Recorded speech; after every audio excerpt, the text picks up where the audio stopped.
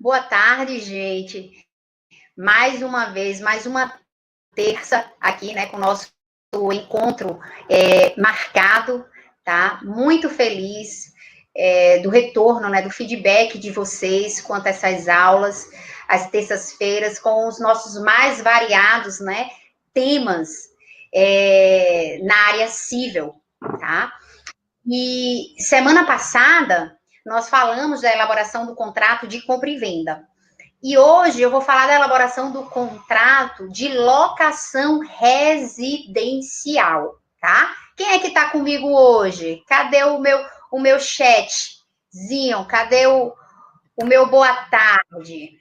Quem é que está aí ao vivo, né, conosco? Tem aqueles que já são assíduos, toda terça-feira marca presença e não pode ser diferente não, né? Mais uma terça-feira e temos que marcar aqui a presença, tá? Então, vão conversando aqui comigo, como eu digo, eu sempre dou uma olhadinha, tá, nas perguntas de vocês. Ah, James, muito bem, você não pode faltar. Boa tarde.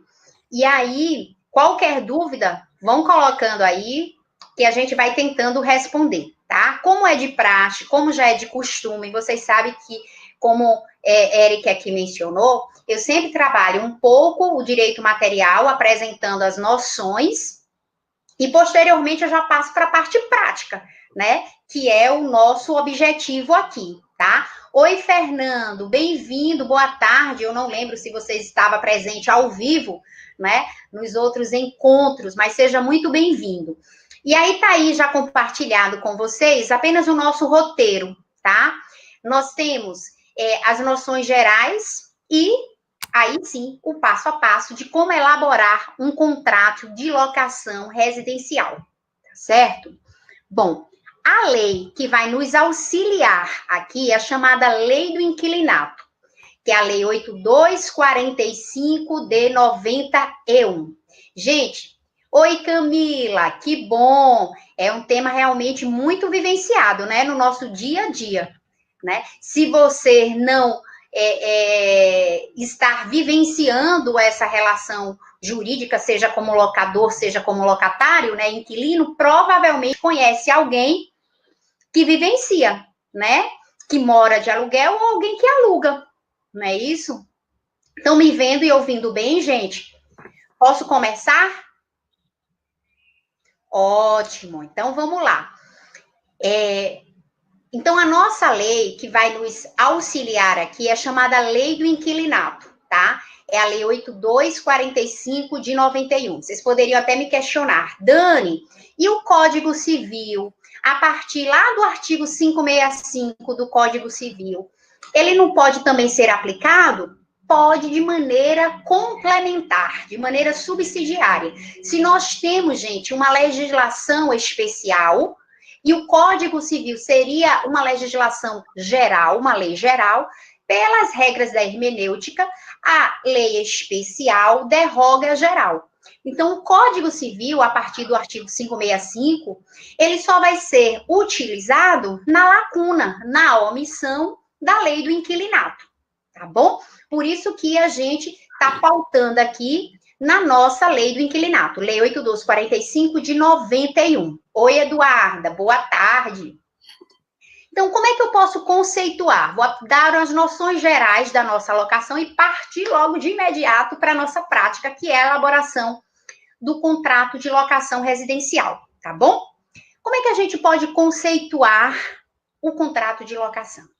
Gente, o contrato de locação, ele representa uma obrigação de dar coisa certa do tipo restituir. Exatamente. O objetivo aqui é transmitir a posse, não é transmitir a propriedade, tá? Mas sim uma transmissibilidade de posse. Então, nessa conjuntura, nós temos a seguinte estrutura dessa relação jurídica. Eu tenho, de um lado, o locador, que ele, desculpa, que ele vai transmitir durante um tempo, ele vai ceder durante um tempo o uso e o gozo de uma coisa, que no nosso caso aqui, a coisa é imóvel, tá? Porque eu estou falando de locação residencial. Então, esse locador, durante um tempo, ele vai ceder o uso e o gozo de um bem imóvel a outrem, que é denominado locatário, e como contraprestação, como retribuição, esse locatário, por usar e fruir desta coisa imóvel durante o tempo, tem que pagar um aluguel, tá? Aluguel, tá?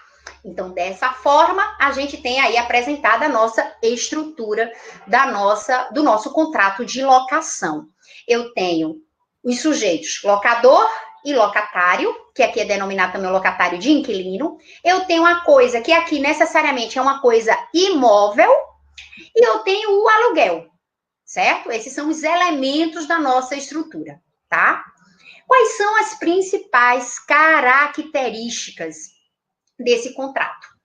Esse contrato é um contrato bilateral, porque nós temos vontades, aqui duas vontades antagônicas, né? A vontade do locador é ceder, durante um tempo, o uso e o gozo, né, de um imóvel.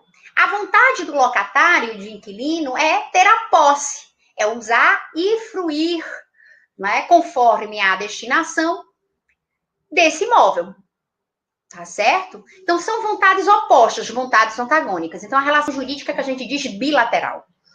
É um contrato oneroso, porque exige um sacrifício patrimonial, tanto do locador, que durante um tempo vai ficar privado da utilização desse imóvel, como também do próprio inquilino, né, do próprio locatário, que vai ter que, durante esse tempo que estiver utilizando, vai ter que pagar uma retribuição que é denominada de aluguel, certo?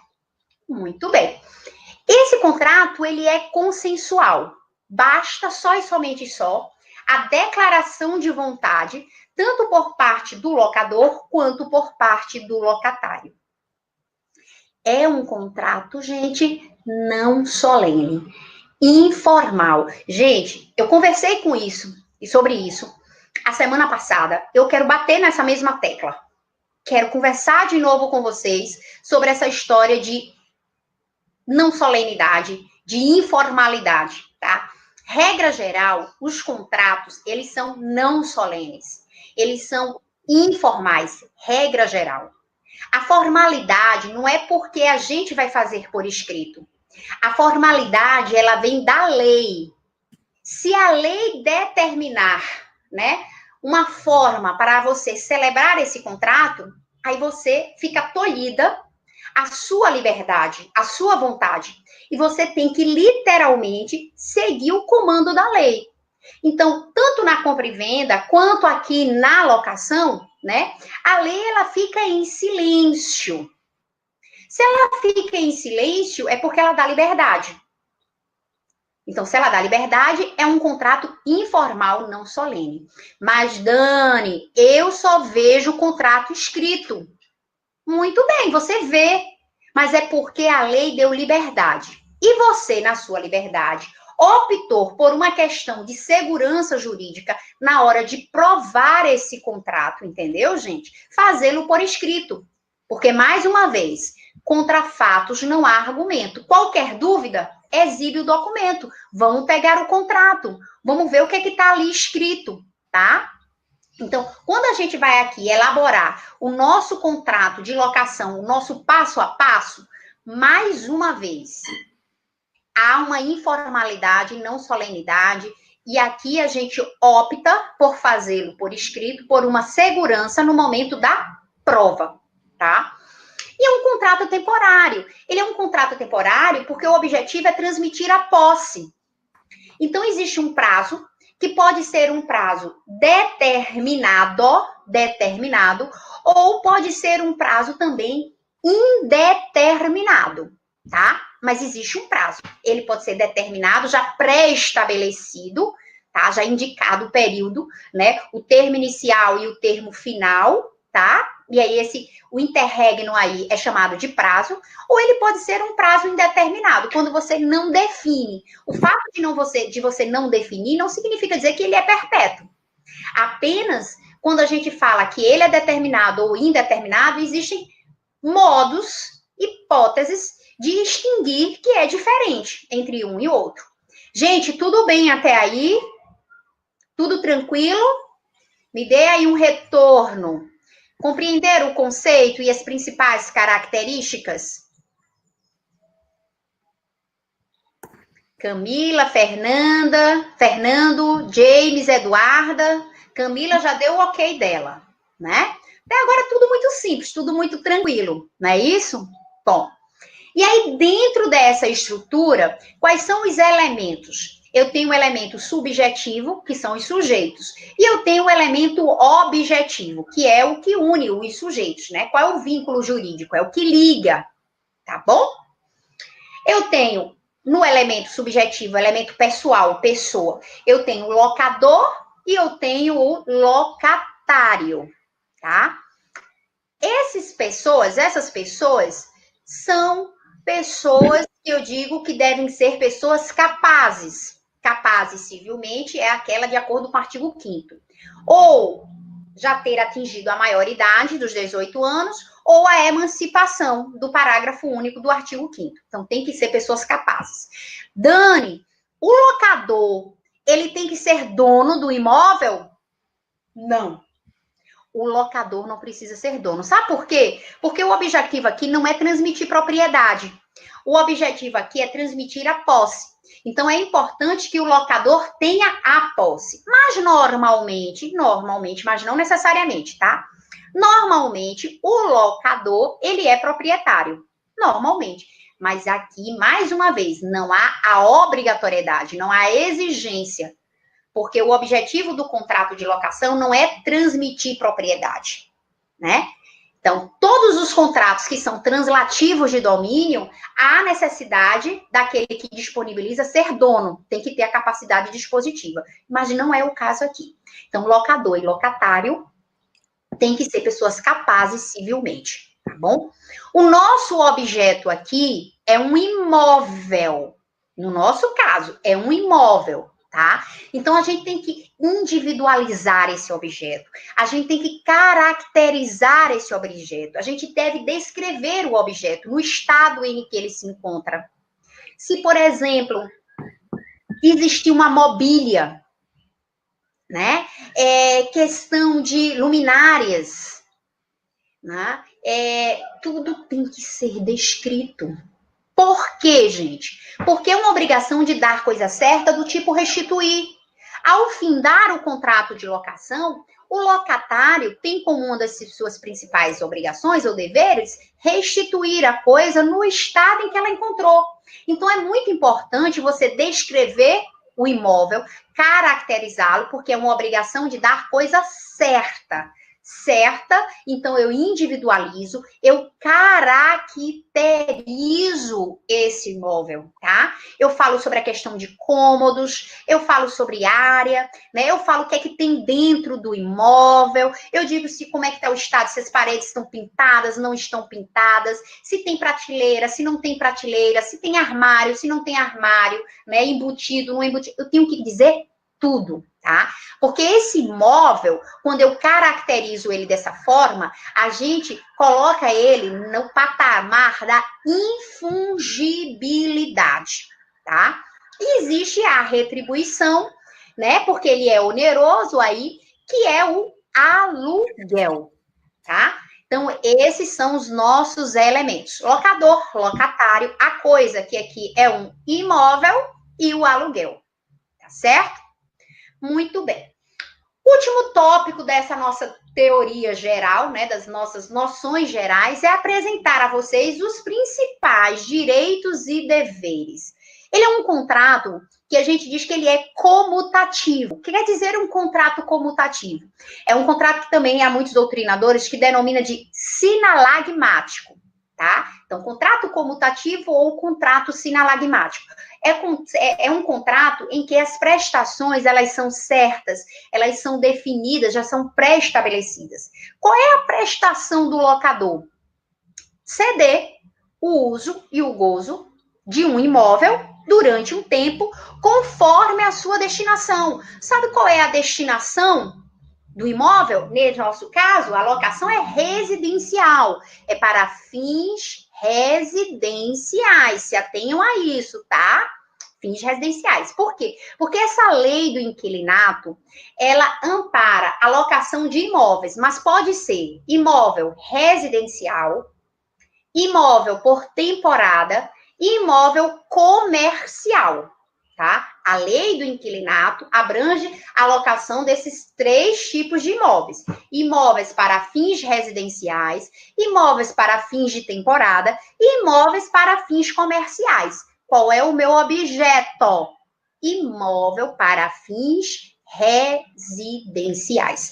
Moradia, tá? Então, vejam, o principal dever do locador, que é a sua prestação, é entregar esse imóvel conforme a sua destinação. Se é uma locação para fins residencial, tem que dar possibilidade, é o mínimo, né? Tem que dar possibilidade ao locatário de morar. Então, ele não pode entregar um imóvel para fins residencial que não tenha teto. Onde é que vai morar? Né? Que não tenha um encanamento, né? Que não tenha luz, é para fins de moradia. Então, tem que ter essa destinação, tá? Então, e qual é a contraprestação? Por isso que é sinalagmático, as prestações são certas, são definidas. Então, qual é a contraprestação do locatário? Pagar o aluguel pontualmente, tá? Então, isso representa o direito de um lado e o dever do outro. Se o principal dever do inquilino é pagar um aluguel, constitui, em outras palavras, um direito do locador exigir esse aluguel em dia, pontualmente, certo? Se o principal dever do locador é entregar o imóvel de acordo com a sua destinação, é direito do locatário, do inquilino, exigir que este imóvel esteja em condições de uso, de utilização para a moradia. Tá bom? Bem, esse é o principal, direito e dever de cada um deles. Tem outros? Tem. Na lei do inquilinato, tem 2 dispositivos muito importantes para vocês, tá certo? Que vão definir esses direitos e deveres. É o artigo 22 e o artigo 23 da lei do inquilinato, né? Um vai falar, esclarecer, tá? Os direitos do locador e o outro esclarece os direitos do locatário, do inquilino, certo? Lembro a vocês o seguinte: dentro de um contrato é salvo disposição em contrário. Então, no silêncio, nós vamos ter exatamente a análise desses 2 dispositivos, 22 e 23. Mas as partes, locador e locatário, podem expressamente acordar uma troca. Por exemplo, vejam, se esse imóvel ele fizer parte de um condomínio, vou juntar agora as coisas, né? Lógico que eu posso alugar um imóvel que não faça parte de um condomínio, mas eu posso também alugar um imóvel que faça parte de um condomínio. E aí, no condomínio, existem as chamadas despesas ordinárias, aquela do dia a dia, e as despesas extraordinárias. Regra geral, no silêncio, as despesas ordinárias ficam a cargo do locatário. E as despesas extraordinárias ficam a cargo do locador. Isso regra geral, no silêncio. Mas as partes podem expressamente acordar que uma determinada despesa ordinária fique a cargo do locador e uma determinada despesa extraordinária fique a cargo do inquilino. É salvo disposição em contrário, tá? Vai valer o artigo 22 e o artigo 23, mas as partes expressamente pode acordar diferente. E aí você vai utilizar a expressão pacta sunt servanda. Os pactos, eles servem para serem cumpridos. Você esquece, né, o que está ali na lei, que é no silêncio, na omissão, e vai valer o que vocês tiverem acordado, tá? Tudo bem, gente? Até aí? Converse aí comigo. Tudo certo? Cadê aí, Eduarda? Mais alguém chegou? Fora Eduarda, Fernando, James, Camila, né? Tem mais alguém ao vivo aqui comigo na plataforma? Não? Vamos lá. Vou passar, tá? Esse slide aqui, na realidade, é um reforço do que eu falei agora há pouco. Eu mostro para vocês que a alocação é uma obrigação de dar coisa certa do tipo restituir, e o grande objetivo aqui dela é só simplesmente transmitir a posse, transmissibilidade da posse, não é propriedade, tá bom? É um contrato que possui as seguintes características, algumas delas: bilateralidade, consensualidade, oneroso, informal e comutativo, ou também chamado de sinalagmático, tá? Quem são os elementos, né? Quem faz parte da nossa estrutura? Eu tenho um locador, locatário, a coisa, que no nosso caso aqui é imóvel, ela existe, ela precisa ser individualizada, caracterizada, porque é uma obrigação de dar coisa certa, né? E aí a gente demarca a infungibilidade dela, que não permite a sua substituição. O aluguel, né? E o tempo, como eu disse, ele é um contrato temporário, e esse tempo ele pode ser determinado ou indeterminado, certo? Entre os principais direitos e deveres entre locador e locatário, nós temos: para o locatário é pagar o aluguel, é uma obrigação dele, tá? E pagar pontualmente esse aluguel, certo? Pagar pontualmente. Gente, de acordo com o artigo 35 e 36 da Lei do Inquilinato, salvo disposição em contrário, no silêncio, o locatário, ele tem direito a ser indenizado pelas benfeitorias necessárias e as úteis se ele tiver sido previamente autorizado pelo locador, tá? As voluptuárias, ele poderá levantar, retirar, desde que não cause detrimento na coisa, tá certo? Isso é salvo disposição em contrário, tá? E se ele não for indenizado dessas benfeitorias, ele tem o direito de retenção. Normalmente, gente, a indenização, ela é abonada, compensada no aluguel, é abatida no aluguel. Normalmente é abatida no aluguel. Mas se não for, se não tiver sido abatida, é importante que o locatário, ele guarde todos os recibos, né, dizendo qual foi o valor da despesa, discriminando nesse recibo para que foi, para a gente identificar que tipo de benfeitoria é.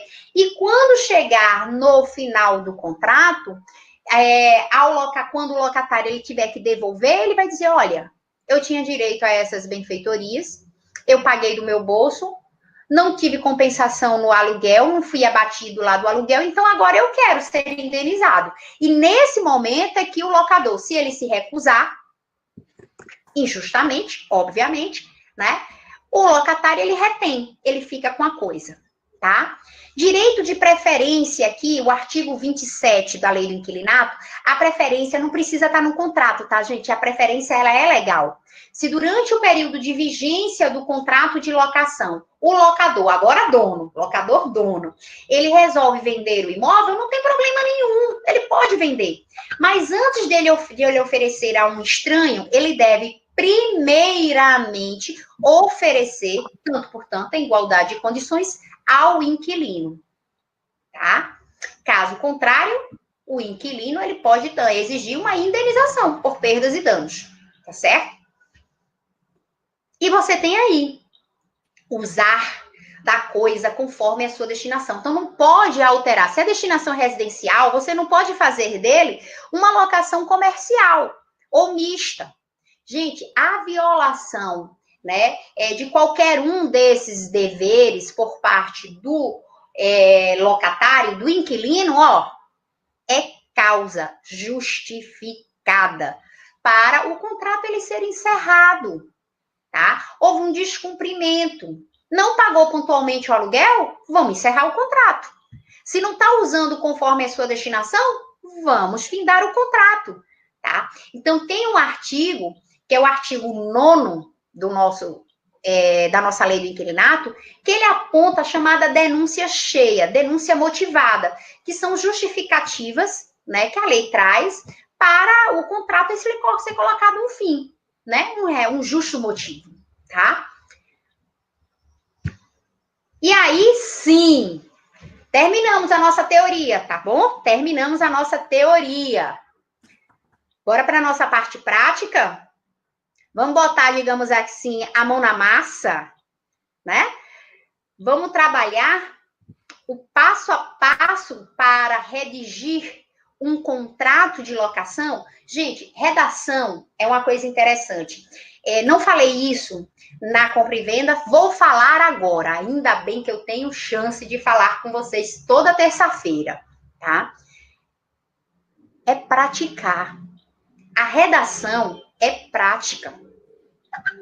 Cada vez que você pratica, você melhora a sua redação. Tenho certeza absoluta disso. Tá? Então, sempre o primeiro contrato, pode ser que não fique aquelas coisas. Mas a partir do momento que você vai fazendo, vai elaborando, tenho certeza absoluta que vai chegar um dia que ele vai estar perfeito. Né? Vai estar ótimo. O importante é que nesse passo a passo, eu trago a estrutura do contrato, né? Que são cláusulas contratuais que não poderão a gente não poderá não poderão essas cláusulas de estarem presentes, né? Elas não podem, o contrato de locação não pode se omitir a essas cláusulas, que são os conteúdos. Então, o que é obrigatório em um contrato de locação? O que é que ele precisa conter? Gente, todo contrato, saibam disso, todo contrato, eu tenho que qualificar as partes contratantes, em todo o contrato. É o que eu denomino de um preâmbulo, tá? Então, em todo ele. Então, aqui não é diferente. Eu tenho que qualificar o locador e eu tenho que qualificar o locatário. Dani, como é que eu qualifico uma pessoa? Esses sujeitos, essas partes. 3 coisinhas que vocês devem descrever, né? Trazer como dados pessoais do locador e do locatário. Uma pessoa se distingue de outra pelo nome, pelo status e pelo domicílio. O nome é o nome completo. O status é o seu estado, que pode ser, aí vai ser a sua nacionalidade, né? A sua profissão. O seu estado civil é casado, é solteiro, é divorciado, é viúvo, tá? E dados pessoais, RG, CPF. E você tem o terceiro ponto, que é o domicílio. Aonde é que você reside? Tá? Então, aqui eu tenho os dados pessoais, locador, locatário. Todo o contrato, eu tenho que ter essa qualificação das pessoas. É por onde a gente começa, tá bom? E aí eu boto o nome completo, CPF, RG, não coloquei aí, mas coloque aí RG, o endereço, né? O contato, se tiver situação de um e-mail, pode colocar aí, tá? Estado civil, domicílio, o endereço aqui, ó, domicílio, entendeu? Então, esse é o primeiro passo, para qualquer contrato, tá? Segundo passo, a gente vê que tem que estar presente, gente, os elementos. Quais são os nossos elementos? Locador, locatário, o imóvel totalmente individualizado, caracterizado e o aluguel. Então, isso daí é essencial, os elementos obrigatórios deste contrato. Lá na compra e venda é comprador, vendedor, coisa e preço. São os obrigatórios, né? Então, aqui esses são os obrigatórios também. Então, eu tenho que descrever o imóvel, eu tenho que individualizá-lo, eu tenho que caracterizá-lo, eu tenho que dizer qual é a sua destinação. No meu caso, é a destinação para fins residenciais. E por que é importante você descrever, né? Você colocar a infungibilidade? Porque quando terminar o contrato de locação, o locatário, ele terá que restituir. Ele tem que devolver o imóvel no mesmo estado em que encontrou. Então, é muito importante, nesse momento, você caracterizar. individualizar, descrever o que é que contém nesse imóvel. Como eu disse a vocês, quantos cômodos, se tem prateleira, se não tem prateleira, se tem móvel embutido, se não tem móvel embutido, se está pintado, se não está pintado, tudo tem que ser dito. Se tem mobília, se não tem mobília, tem que ir lá e descrever o estado. Vocês vão ver que é possível a gente falar aqui da vistoria, para saber se o locatário está mantendo, conservando adequadamente, né, ou não destruindo, porque se estiver destruindo é uma outra possibilidade também de pôr fim a esse contrato, tá? Valor do aluguel. Valor do aluguel. Gente, o aluguel, né, vocês devem chegar a um denominador em comum, a um consenso. E ele pode sofrer o reajuste anualmente, através de um índice, que a gente chama IGPM. IGPM, que é o Índice Geral de Preço e Mercado, tá? Então, normalmente há esse reajuste. Isso é um índice oficial do governo, tá certo? Muito bem. Então, deve ser dito qual é o valor deste aluguel, né? Sempre quando falar de valor, colocar em números, né, cardinais, mas também colocar por extenso, para não ter dúvida. Dizer qual é o vencimento do aluguel, porque é quando aquilo dali se torna exigível. É importante também você dizer como é que vai ser feita essa forma de pagamento. É o locador que vai lá no inquilino ou mandar alguém que o representante pegar o aluguel? É feito através de boleto, né? É feito através de transferência bancária? Então, isso é muito importante também ser aí definido. Lembrar que no silêncio, a dívida, ela é coesível, né? E a dívida coesível é que ela é paga no domicílio do devedor, que aqui é o domicílio do locatário. Então, no silêncio, quero fazer uma coisa diferente? Quero. Então, eu tenho que colocar aqui por escrito, tá? Nesse contrato, tá bom? E normalmente a gente altera, é possível fazer essa alteração anualmente. Então, pronto. Até esse item 3 são os elementos que são obrigatórios, tá? Obrigatórios. Quarto, período de vigência. Porque ele é um contrato com prazo, né? Com tempo, ele é um contrato temporário. E como eu disse, ele sendo temporário, ele pode ser com prazo determinado, em que eu vou dizer, eu quero um período de 2 anos. Então, hoje, 29 de setembro de 2020, e vai até 29 de setembro de 2022. Então, esse é o período de 2 anos. Eu tenho o termo inicial e eu tenho o termo final. Tá certo? É um prazo determinado. Dani, se eu não falar nada de prazo? Coloquei tudinho e esqueci de dizer qual era o período desse prazo. Se você esqueceu, o prazo é um prazo indeterminado, tá? Qual é a ideia deste prazo? Quando o prazo ele é determinado, ele já é previamente estabelecido, o término dele você já sabe. Você já sabe o termo final. Então, não há necessidade, nem do locador, nem do locatário, comunicar que o contrato vai ser encerrado. Porque desde o momento em que o contrato ele foi celebrado, tanto o locador quanto o locatário já sabia quando ele seria encerrado. No meu exemplo, 29 de setembro de 2022, no meu exemplo. Então, isso a gente já sabe desde hoje. Então, não precisa de comunicação. Já foi comunicado previamente, tá? Então, num contrato com prazo determinado, pacta sunt servanda. Tanto o locador quanto o locatário devem respeitar o termo. Nem o locador deve pedir antes, nem o locatário deve entregar antes, porque é um contrato com prazo determinado. Você deve respeitar. Dani, e se eu não respeito o contrato? Eu quero colocar ele, por fim ele, não tenho nenhuma justificativa, não é situação de destruição do objeto, não é situação de descumprimento de cláusulas contratuais, não é, mas eu quero por fim, tá? Ou até o locatário, ele diz assim, eu quero achar um outro que é melhor para as minhas condições, enfim, não tem um motivo justo.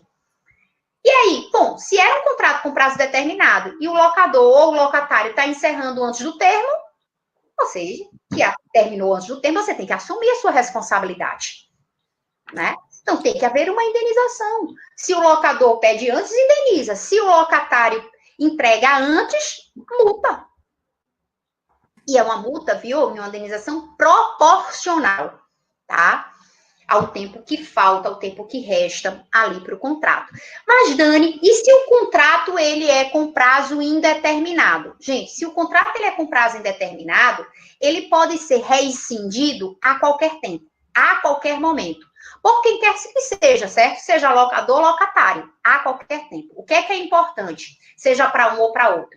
Nesse caso, como a gente não tem estabelecido a data, é preciso que aqui haja uma notificação, haja uma comunicação por escrito com antecedência mínima de 30 dias, para ninguém ter, né, ficar aqui surpreendido. Então, tanto o locador avisa com antecedência mínima de 30 dias, quanto o locatário, em um prazo indeterminado, também notifica, né, com antecedência mínima de 30 dias. E quem encerrar do nada, sem ter essa notificação em um contrato com prazo indeterminado? Não estipulamos prazo, e aí o locatário chega para você hoje assim, ó, amanhã eu tô saindo. Tô saindo. É um contrato com prazo indeterminado, você pode terminar a qualquer tempo. Mas como você não avisou, né, previamente por escrito com essa antecedência mínima de 30 dias, você vai ser condenado a pagar 1 mês de aluguel, tá? Então, é importante esse período de vigência do contrato, tá bom? Muito bem. E aí a gente passa para algumas situações que são aqui no 5º ponto, acessoriedade. Não é obrigatório isso que eu vou falar. Não é obrigatório, tá? Mas é interessante. É interessante. Lá no artigo 37 da Lei do Inquilinato, fala das garantias locatícias. Existem duas que são bastante conhecidas. A caução e o fiador. É engraçado que normalmente a gente diz assim, eu vou dar uma caução fiança. Não é. É só caução, tá? A palavra fiança é para fiador. Mas vulgarmente a gente utiliza essa expressão. Vou dar uma caução fiança. Caução é dinheiro, né? Você entrega até 3 meses, né, do valor desse aluguel, e que, em caso de alguma situação de violação, né, das cláusulas contratuais de deterioração do bem que você deu causa, ou de que você saiu antes do tempo, ou que você não pagou dentro do dia, enfim, é como se essa caução, que foi esse valor em dinheiro de 3 meses, né, suprisse isso daí. Mas se terminar o contrato e ficou tudo direitinho, você cumpriu o locatário tudo certinho, o locador, ele tem que devolver, né? Essa caução, tá? Que é algo acessório. Então, eu só utilizo se houver descumprimento. Se não houver descumprimento, eu tenho que devolver. E existe o fiador. Existe o fiador, a figura do fiador, que é uma pessoa, né? E aí, gente, o locador, ele tem o direito de exigir determinadas condições, né, ou requisitos para você ser um fiador. Não é tipo um abuso de direito por parte do locador, não. Tá na lei, porque o contrato, quando a gente fala de fiança, que é um contrato de natureza acessória, ele é um contrato personalíssimo, né? Então, você faz em razão das qualidades do fiador. Veja, o contrato de locação, ele é impessoal, o de locação. Mas o contrato de fiança, que é acessório à locação, é um contrato personalíssimo.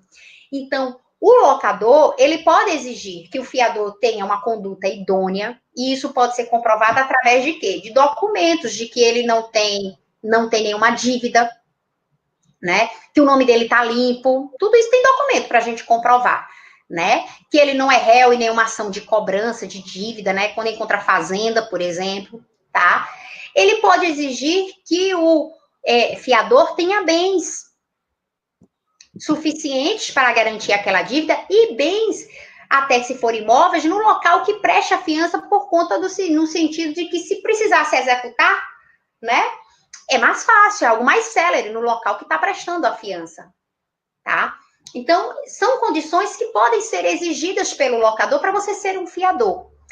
Lembra o seguinte, regra geral, o fiador tem uma responsabilidade subsidiária. O que quer dizer isso? Primeiro, você cobra o aluguel do locatário, do inquilino, vai atrás e executa o patrimônio do inquilino, e se não tiver êxito, aí sim, num segundo momento, você vai atrás do fiador, pede a cobrança dele, e se não for, a execução do patrimônio dele, tá? Então, no silêncio, a responsabilidade é subsidiária. Dani, eu vejo demais que o fiador, ele tem uma responsabilidade solidária com o inquilino. Pode isso? Pode. Mas a solidariedade, ela não se presume. Ou ela advém da lei, que não é o caso da gente, ou advém da vontade. Então, por exemplo, em um contrato de locação, se você quer que o fiador tenha uma responsabilidade solidária, um por todos e todos por um, em relação ao locatário, você tem que expressamente colocar que a responsabilidade é solidária ou que o fiador ele está renunciando ao benefício de ordem, de ele ser chamado no segundo momento.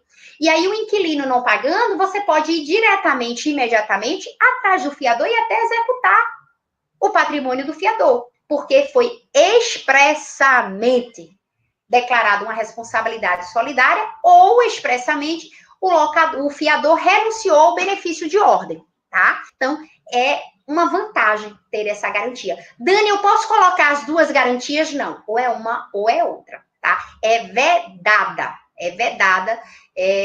vedado você colocar as duas garantias, tá bom? Responsabilidade sobre as despesas, como eu disse. Dentro de um contrato, existe a autonomia da vontade. Então, as partes podem ajustar naquele artigo 22 e 23 da Lei do Inquilinato, que determinadas despesas que no silêncio estaria a cargo do locador, fica a cargo do locatário. Por exemplo, o IPTU, né? Normalmente no silêncio é a cargo do locador, porque normalmente é o dono. Mas eu posso ajustar aqui o IPTU, fica a cargo do locatário, mas tem que estar ali, tem que estar descrito, né? A água, a luz, tem que estar tudo ali escrito, tá bom? Então, isso é responsabilidade sobre as despesas, tá? Que mais? Tudo certo, gente? Até aí, me dá um feedback, me dá um ok. O que é que vocês estão achando?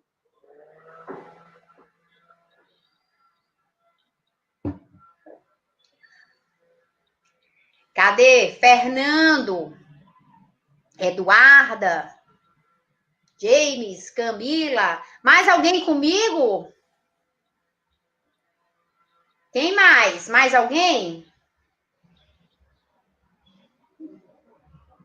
Tudo tranquilo? Então vamos embora. Bom, termo de vistoria, Dani, é imprescindível ou não? Que já disse para vocês o que era imprescindível. É a nossa cultura. Locador, locatário, tá? A destinação, a finalidade, a descrição do bem e o aluguel. Esses que são imprescindíveis. O resto, gente, é complementos que a gente vai colocar. Então, se você descreve como está o estado do bem, que eu disse que é importante, porque quando restituir, você deve restituir da mesma forma que encontrou, né, o locatário. Então, nada impede do locador colocar um termo de vistoria para saber se o locatário, se o inquilino está, de fato, né, seguindo as recomendações do seu acordo, tá? Então, é importante para dizer qual é a data, o dia em que vai fazer essa vistoria, tá? No contrato, quando você descreve a situação, tá? Você pode também, gente, colocar fotos de como está, colocar em anexo, fotos. Porque vamos pegar as fotos, porque eu quero que você me entregue ó, do jeito que tá aqui, tá vendo? Tá tudo limpinho, ótimo, né? Então, o objetivo é esse desse termo de vistoria, tá? E se houver uma rescisão? Como eu disse, em um contrato com prazo determinado, a gente vai falar de uma multa, tá bom? A multa rescisória, né?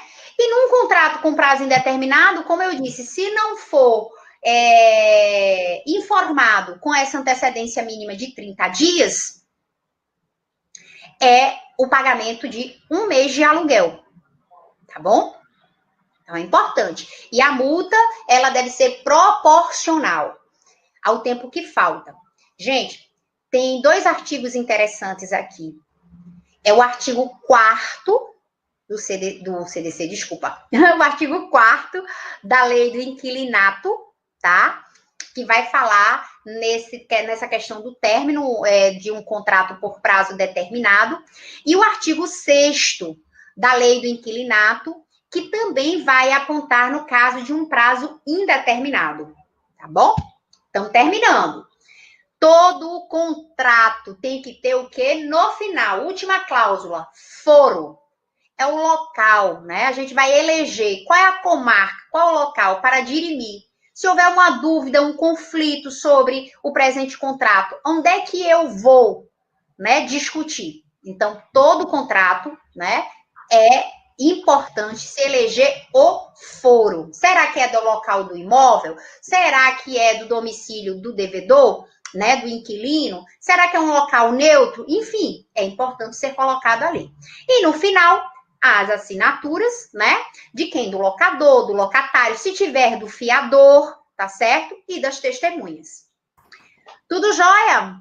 E agora, participação de vocês. Existe prazo mínimo para locação? Quem é que pode me dizer? Há prazo mínimo para locação? O que é que vocês acham? Participação de vocês, sim ou não? Tem um prazo mínimo para locação?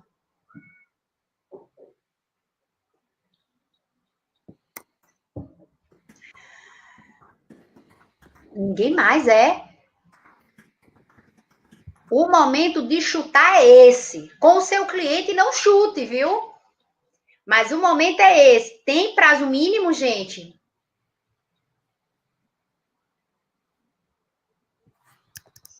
Ninguém é? Meu Deus. Me deixaram? Não me deixem não sozinha. Tá faltando pouco tempo para a gente terminar. Vejam aí, vou dar essa chance para vocês. Não tem prazo mínimo. Ah, Camila, tá aí, então responde comigo, fica aqui comigo, né? Tem prazo mínimo para alocação? Tem não. Você pode estipular, tá aí no artigo 3º, qualquer prazo. Agora, a partir que você estipule de 10 anos para cima, se for casado, precisa aí da autorização ou da vênia, que a gente chama conjugal, mas pode ser qualquer prazo, tá? Agora, a depender do prazo que você escolha, aí existem efeitos, repercussões, e o artigo 46 e 47 da Lei do Inquilinato traz aí algumas dessas repercussões. Se o prazo é igual ou maior que 30 meses, está lá no artigo 46. Se o prazo ele é menor que 30 meses, está lá no artigo 47. Então, você tem liberdade para escolher qualquer prazo. E até não ter prazo, né? Ser um prazo indeterminado. Mas a depender do que você escolhe, tem os efeitos, tem as consequências já definidas na lei. Tá bom? Se o locatário devolve o imóvel antes do prazo, tem alguma penalidade? Falei aqui. O que é que acontece com o locatário que devolve o imóvel antes do termo final, antes do prazo? Me diz, Camila. O que é que acontece? Qual é a penalidade que o locatário ele pode sofrer? James, Fernando, Eduarda, e aí? Alguém sabe? Eu falei aqui. Não, Fernando. Multa proporcional. É o pacta sunt servanda. Então, se você não respeita, tem a penalidade, sanção pelos seus atos, tá? Multa proporcional, tá certo? Tá lá no artigo 4º da Lei do Inquilinato, tá? Aqui, se houver o término do contrato de locação, a permanência no imóvel consiste em uma prorrogação automática do contrato? Chegou o período de 2 anos. Se encerrou. Chegou dia 29 de setembro de 2022. O locatário, ele permaneceu lá, no imóvel. Há uma prorrogação automática desse contrato de locação? Alguém sabe? Fernando, Camila, James, vou de novo citar os nomes. Eduarda. E aí? Há uma prorrogação automática? O que é que vocês acham? No outro dia, a gente já diz que o contrato de locação prorrogou? Eduarda acha que sim. Quem mais vai com Eduarda? Quem vota com a relatora Eduarda? Fernando também acha que sim. Camila e James. O que é que vocês acham? Sim, sim, é pegadinha. Peguei vocês. Depende, gente, depende do tempo. Se você for para o 46, não esqueçam de ver desses dois dispositivos, 46 e 47. Se você for para o 46 e é um contrato igual ou superior a 30 meses, tá? Então, no meu exemplo, é 2 anos, é abaixo de 30 meses, tá? E aí é pelo 47. Então, o 46 é igual ou superior a 30 meses. A prorrogação não é automática. Você tem que passar 30 dias para que o locador possa entrar com uma ação de despejo e passou os 30 dias é que se prorroga. Quando o contrato de locação ele é por um período inferior a 30 meses, como foi o meu exemplo antes, né, que eu disse que era de 2 anos, aí a prorrogação é automática. Então, eu não posso dizer que sempre a prorrogação é automática, sabe, Eduardo e Fernando? Vai depender inicialmente do contrato que eu tiver estipulado. Se eu estipulei um contrato com duração igual ou superior a 30 meses ou menor que 30 meses. Então, está lá no 46 e 47, entenderam? Me digam aí se entenderam, tá? O locador, ele pode vender o imóvel durante a vigência da locação, gente? Pode vender? O que é que vocês acham?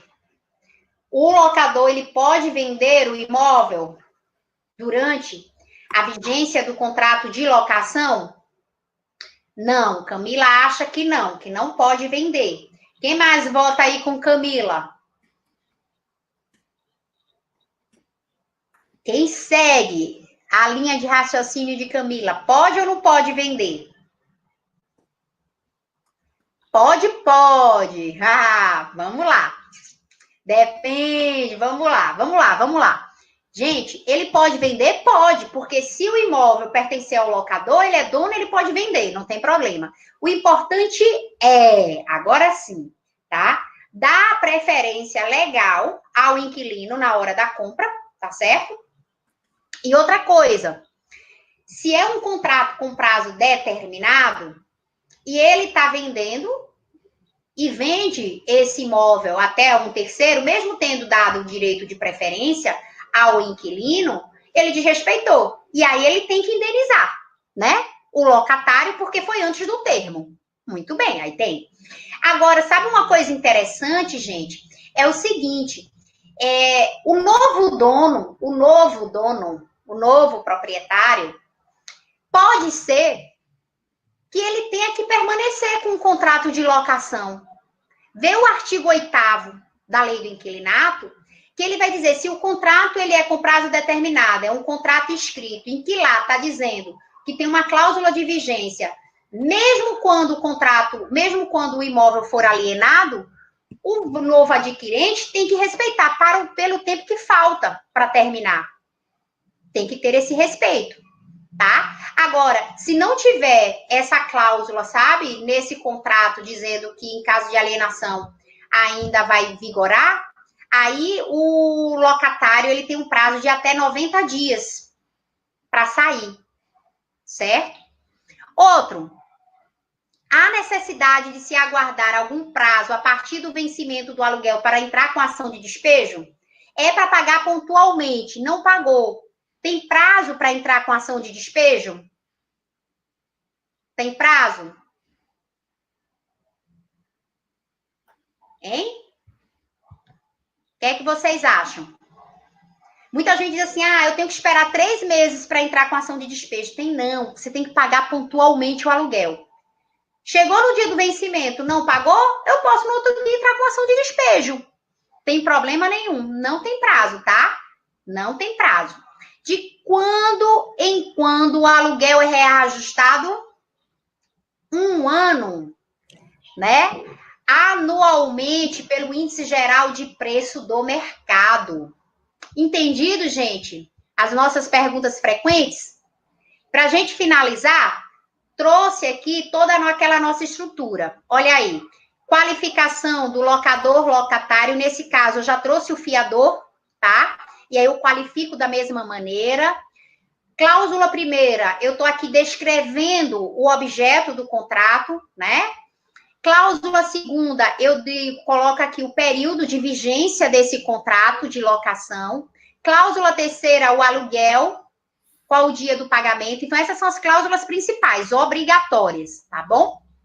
Cláusula quarta, eu estou aqui apontando, gente, quais são as responsabilidades, né, sobre a questão das despesas desse contrato, quem arca com o quê, tá? São os direitos e deveres. Cláusula quinta, eu estou falando na questão da mora, do atraso, né? Se quer que eu posso cobrar os juros, uma multa, tá aí nessa cláusula quinta, tá?